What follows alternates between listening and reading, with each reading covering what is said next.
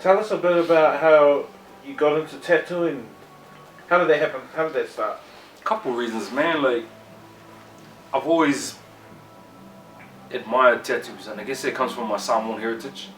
My uncle had a bit. My dad had a few home tats. But yeah, I was always like amazed by them. I got my first tat when I was 14, up at Rogers. Oh right, Rogers. Yeah, and so after that, I was like, man, I want to be a tattoo artist. Like, and I was 14. So I actually even went around and knocked on a few doors. I went to a few shops and stuff, just trying to be like, I don't know what I was thinking. Had you tried it before? Had you tried it? No experience whatsoever. You were looking for experience? Yeah. But back then the scene was very tight, very close knit, and we were looking to have a little 14-year-old Afakasi apprentice. So got told to fuck off a lot, but I was like, oh shit. And I mean, like, took that knock, but didn't really let go of the dream. I saw it as an extension of my artistry, you know, like alongside like graffiti and rhyming, you know, like anything else I can do to really express and create, I'm down for. You know, the energy is in me. I want to put it out somehow. So yeah, it took a long time. I started pretty late in the game, to be honest. I started tattooing when I was 30, which is quite late. But it was because I designed a lot of tattoos up until that point, and people were like, can you draw me a piece, can you do me a wild, whatever. So I was designing a lot of pieces. And then I saw a couple come back on people, and it wasn't really how I envisioned it. I was like, man, that's not how I thought it was going to look on the skin.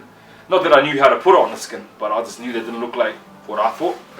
And so people were like, why don't you just do it then?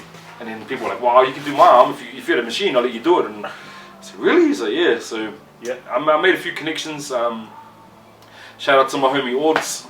She hooked me up with her cousins from the hut. Hades, Dre, Bones, these guys are early in the game that really helped me get started, and they pretty much said, here you go home and practice. You know, and then yeah, I just started jamming on all the usos. I think LT was my first dude I tatted and carved him up real bad. LT? What up, LT? What up, cuz? Thanks for your arm, bro. To my knowledge, you know, Moko is very, you know, it's layered in knowledge. You know, and every iwi has their own story and their own way to represent it. So in order to portray that, you must know their knowledge, and I don't pretend to know it, so I don't do moko.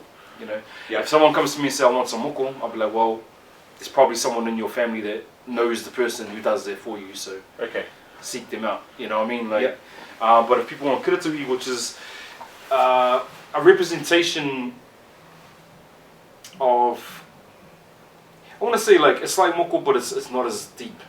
And it's not taken away from it, but it's just not as deep as Moko, you know what I mean? The aesthetic of it is similar, but the layers of knowledge and history aren't there behind it. So that's what I do. The Kaulimas? The Kaulimas are more Samoan, you know, but even they're like a very contemporary thing. They were created for the US soldiers that were posted in Samoa. They wanted a little piece of Samoa to take home with them. Traditionally, Samoans didn't do Kaulimas. It became part of our tradition.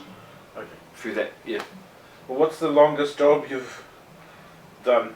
Longest tattoo job? Has there been some long ones that you just done for hours? I mean, I guess, and where we work, we get a lot of tourism. We get a lot of people from out of town. So at any given day, you might find like 3 French people and like someone from Italy, and we get a lot of people from out of town. That's really cool because you get to hear these stories from around the world. But my longest session on someone was probably close to 14 hours. In one day? Yeah, one hit. Wow. He was tough. It was his first tat. Did he get like, what, his back done or something like that? It was his whole arm. Whole arm? And he just wanted you to... He goes, I leave tomorrow. Oh, really? Okay. Wow, why did you come next week? Last week, I mean, like... But you know... Well, and he goes, can you do it? I said, can you? And he goes, so, I mean, there's a process to it. You don't just, like... You do sections. When you've got something like that, you do sections so it looks finished. So if he tapped out, and then, over here, and it still looks like a finished tattoo. So we do a section, you good? Yep, we do next section. You good? Yep, next section, you know? Wow, So props to that man, because he was tough. Right, alrighty. But I think the longest session I've had on me was 9 hours done on me. Straight, It's like the hip hop scene.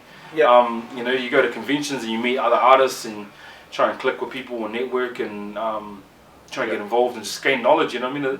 I approach the tattoo scene the same way I approach hip hop, you know, I'm a student of it. because and also because I came in the game very, very late. I'm just there to soak up, you know. Okay. See, well, I was amazed at what some of these people can do. I just want to go and watch and learn, and you know, not saying I want to do that style, but I just want to see how they apply it. And Yep. yeah, there's a whole lot of skill set that goes into the tattooing with some amazing artists out there, and I work with some amazing artists too. So I'm really lucky that guys right next to me are like, you know, you can just watch them all day, you know. Fair enough. Yeah.